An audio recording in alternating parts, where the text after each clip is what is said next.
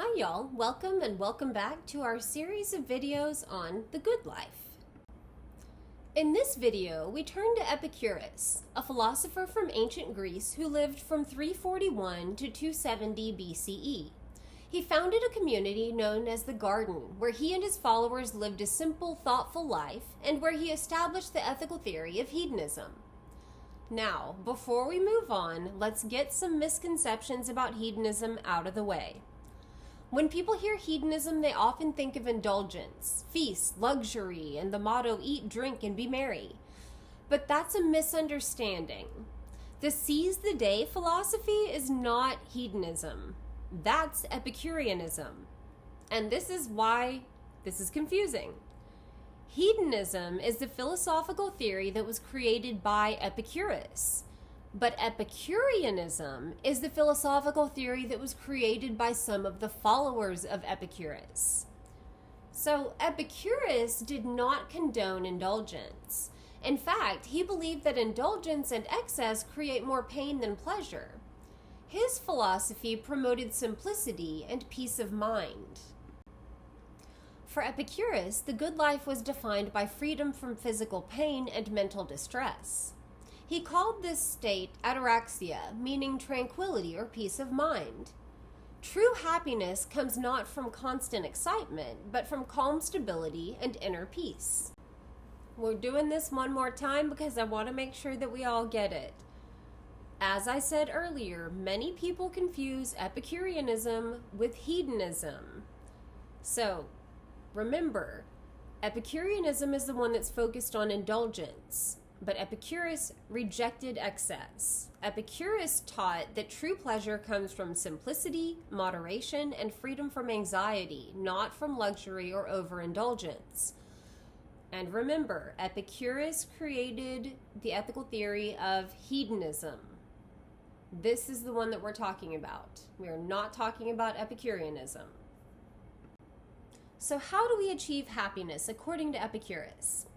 He identified 3 paths to happiness. First, knowledge. Understanding nature helps us overcome fear, especially fear of death. Second, friendship. He believed deep friendships were life's greatest source of pleasure. Third, moderation.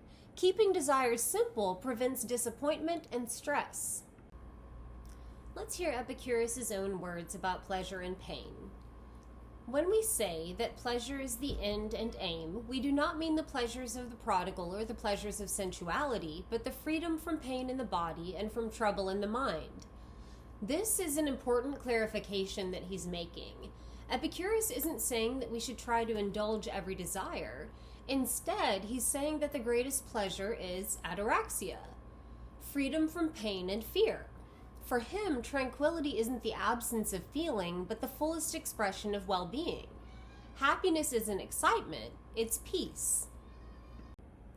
Regarding simplicity and desire, Epicurus famously said, "If you wish to make Pythocles rich, do not add to his money, but subtract from his desires."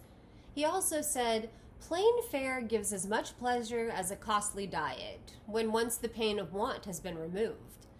So Epicurus believed that the key to happiness was not gaining more, but wanting less. His advice to subtract from one's desires reminds us that peace of mind comes from simplicity. Once our basic needs are met, chasing luxury often brings more anxiety than joy. Epicurus on friendship. Of all the things which wisdom provides to make us entirely happy, much the greatest is the possession of friendship. For Epicurus, friendship wasn't optional. It was essential to the good life. He thought genuine friends offered security, comfort, and joy. Friendship was the purest pleasure because it provided both emotional tranquility and moral support. In his community, the Garden, friendship was the foundation of philosophy itself. Epicurus on fear and death. Death is nothing to us. For what has disintegrated has no sensation, and what has no sensation is nothing to us. One of the biggest obstacles to peace, Epicurus thought, was the fear of death. But if death is simply the end of sensation, he argued, it's nothing to fear.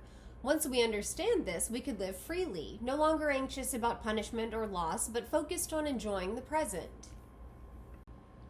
Here's another reflection for you about the calm life. So Epicurus taught that the best life is one of peace, friendship, and moderation, not luxury or excitement. Do you agree that this is enough, or do you think we need passion, challenge, and adventure to live well? Epicurus differed from some other hedonists like Jeremy Bentham. Bentham said that all pleasures are equal, but Epicurus disagreed. He valued attitudinal pleasures, calmness, friendship, reflection, studying philosophy, more than physical pleasures. A peaceful mind, he said, is far more valuable than momentary indulgence. Epicurus's legacy. Epicurus's ideas remain remarkably relevant today, and not just in philosophy classes. His emphasis on simplicity, mental peace, and community parallels and inspires modern movements like those towards mindfulness, minimalism, and wellness. He invites us to reflect on whether our pursuit of happiness brings peace or chaos.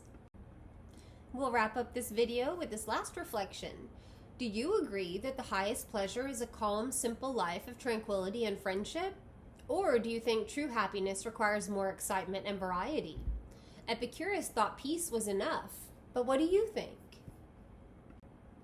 All right, y'all, that's all for now. Once again, thank you for your patience with the kitties and the noises they make when they play.